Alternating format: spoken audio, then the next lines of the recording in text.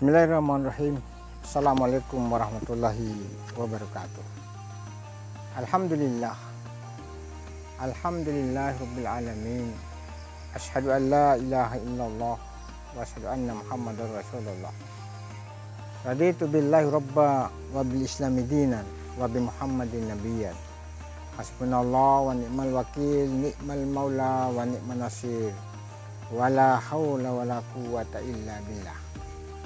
Pemirsa yang budiman, yang insya Allah dicintai oleh Allah Subhanahu wa Ta'ala dan yang kami hormati. Pada episode kali ini saya ingin menyampaikan tentang bagaimana Tuhan dalam perspektif filsafat dan Al-Quran. Tuhan terkadang disebut dalam bahasa Yunani dengan kata dea, atau juga boleh dalam bahasa yang lain disebut dengan theo atau theistik. Di dalam agama Islam, Tuhan disebut dengan kata Rabb. Karena itu pemirsa sekalian, salah seorang filosof Yunani yang bernama Thales, dia mengatakan bahwa Tuhan tidak dikenal, Tuhan tidak mampu dipikirkan, Tuhan tetap ada, tetapi yang aktif dalam proses penciptaan bumi ini Tuhan tidak terlibat, karena Tuhan memberikan hak prerogatif kepada hukum naturalistik. Karena itu Thales mengatakan bahwa asal usul kehidupan berasal dari air, karena air itu adalah sumber dari segala sumber kehidupan seluruh makhluk. Ini rupanya Thales ini memiliki tradisi dan kecenderungan berpikir dengan memiliki empiris pengalaman, karena dia adalah saudagar yang selalu berkeliling negara menggunakan kapal atau perahu, yang dimana kapal dan perahu itu senantiasa berjalan di atas air. Dan dengan melihat realitas seperti itu, Thales punya pendapat bahwa ternyata segala kehidupan ini senantiasa bergantung dan membutuhkan air.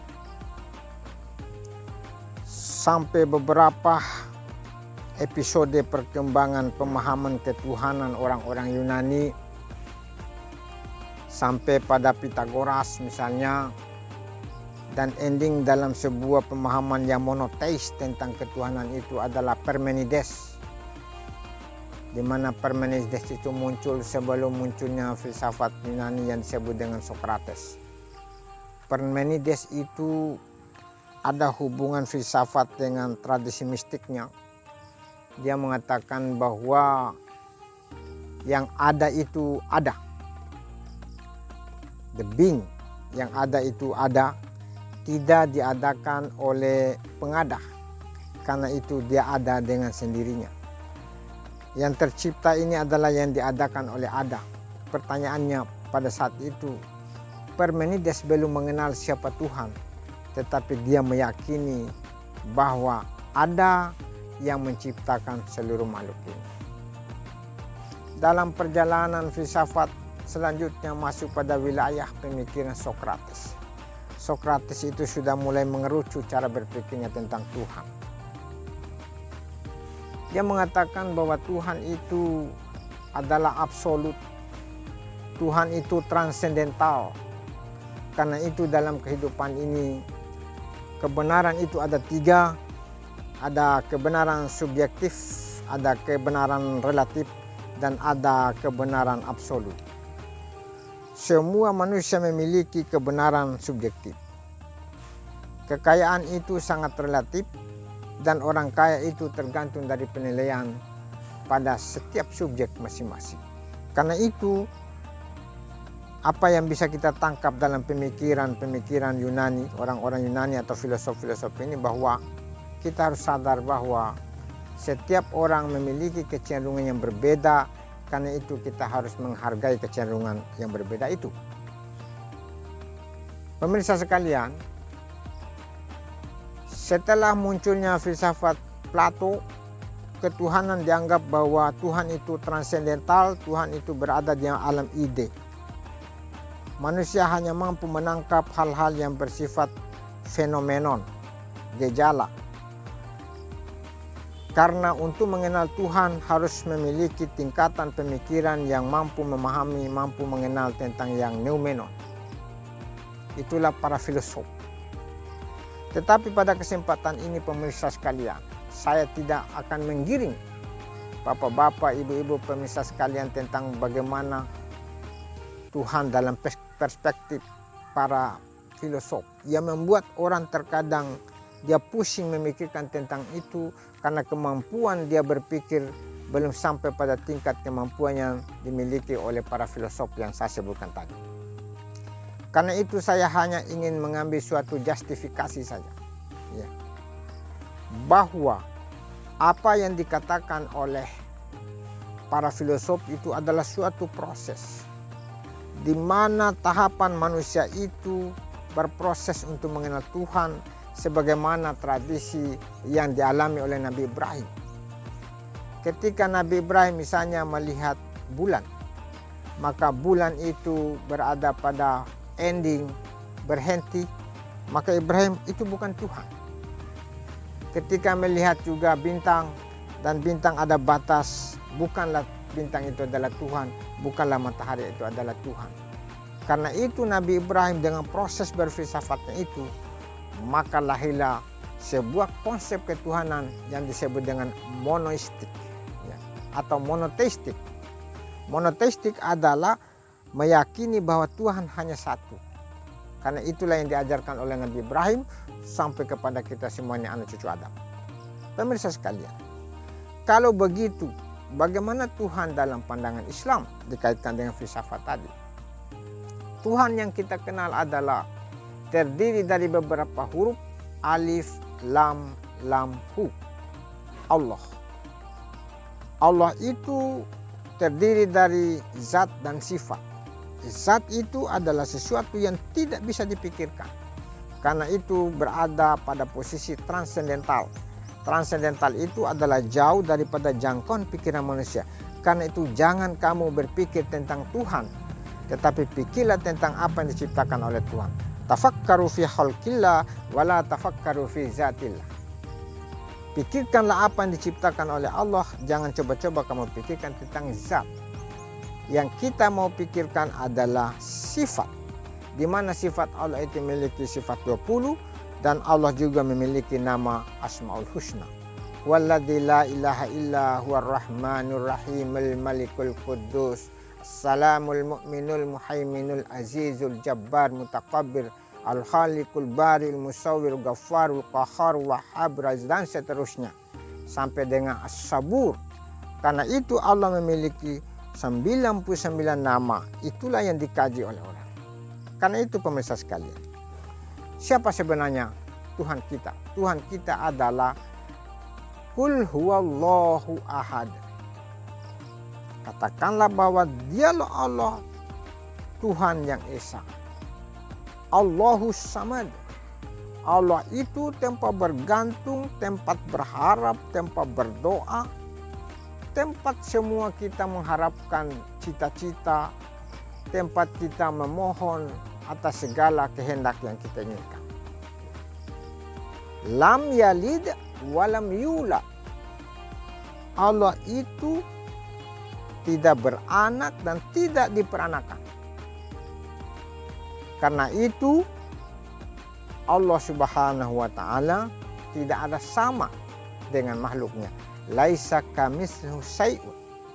Tidak ada yang sama atau tidak ada serupa dengannya. Karena itu pemirsa sekalian, Allah menurut Al-Kindi bahwa di dalam memperkenalkan diri dengan menyebut bahwa dialah yang absolut, dialah Allah yang menciptakan sesuatu yang belum tercipta.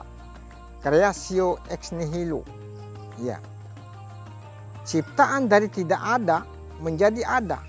Kenapa? Karena Allah lah yang mengadakan segala sesuatu ini. Termasuk kita ini semua. Tapi pertanyaannya, kenapa manusia mengingkari Tuhan, bersifat ateis? Dalam kajian filsafat, manusia pada umumnya, pada keseluruhannya, tidak ada yang ateis. Karena manusia dilahirkan dengan fitrah. Wa idh ahadha rabbuka min bani Adam min zuhurihim zurriyatahum wa ashadahum ala anfusihim alastu bi rabbikum qalu bala sahidna. Di dalam surat Al-A'raf ayat 172. Dan ketika kami mengeluarkan anak cucu Adam dari tulang sulbi mereka, lantas kami, kata Allah bersama malaikat, meminta kesaksian kepada jiwa kita semua pada saat itu berada dalam rahim ibu ketika usia 120 hari. Alastu bi rabbikum, apakah aku ini adalah Tuhanmu? Kita semua menjawab, qalu bala sahidna. Kami menjawab, ye puang, ye keren, ye Gusti, ya Allah, kami bersaksi, antallah, la ilaha illallah. La ilaha illallah itu 12 huruf. Dan menurut ulama, orang yang sudah mengatakan la ilaha illallah punya 12 kewajiban. 6 kewajiban lahiriah dan 6 kewajiban batiniah. 6 kewajiban lahiriah bagi orang yang mengucapkan la ilaha illallah adalah: 1. Dia harus bertahara, dia bersuci karena Allah Maha Suci. Yang kedua, dia harus sholat karena dia adalah hamba yang dia harus menyembah Allah. Yang ketiga, dia harus berpuasa karena dengan puasa itu mengikuti perintah Allah dan merasakan bagaimana perasaan orang-orang miskin dan seterusnya. Kemudian membayar zakat karena kita ini semua tidak punya apa-apa. Ini titipan Allah. Wa fi amwalihim haqqul lisaili wal mahrum. Dan di dalam hartam itu ada milik bagi orang yang meminta dan yang tidak meminta. Kemudian orang harus melaksanakan haji bagi yang mampu dan berjihad bersungguh-sungguh untuk melakukan segala aktivitas sesuai dengan profesi. Pemirsa sekalian, oleh karena itu, apa yang harus kita lakukan pada kewajiban yang kedua? Kewajiban kedua, pemirsa sekalian, adalah kewajiban batiniah. Kita harus bertobat. Yang kedua, kita harus zuhud, meninggalkan segala sesuatu yang tidak bermanfaat. Dan yang ketiga, kita harus wara', hati-hati dalam makan, meminum, mengkonsumsi sesuatu. Kemudian kita harus ridha, senantiasa menerima apa yang diberikan oleh Allah Subhanahu wa taala pada diri kita, dan kita harus bertawakal. Ditambah dengan yang 6 adalah, pemirsa sekalian, kita harus bersabar. Karena itu, dari 6 kewajiban lahiriah, 6 kewajiban batiniah, kita harus senantiasa mengamalkan, karena itu adalah bukti daripada keimanan kita kepada la ilaha illallah. Semoga apa yang saya sampaikan ini dapat memperkuat atau meneguhkan keimanan kita bahwa la ilaha illallah, tiada Tuhan selain Allah. Huwal awal wal akhir wal zahir wal batin wa huwa bikulli syai'in alim. Itulah konsep ketuhanan dalam Islam dan dalam filsafat. Filsafat hanya menegaskan terhadap apa yang ada dalam Al-Quran, tetapi filsafat tidak boleh menegasikan atau menolak, mengingkari apa yang ada dalam Al-Quran. Itulah makanya pemirsa sekalian, kita harus menggunakan akal semaksimal mungkin. Dan Allah memerintahkan, afala ta'qilun, afala tubasirun, afala tatafakkarun.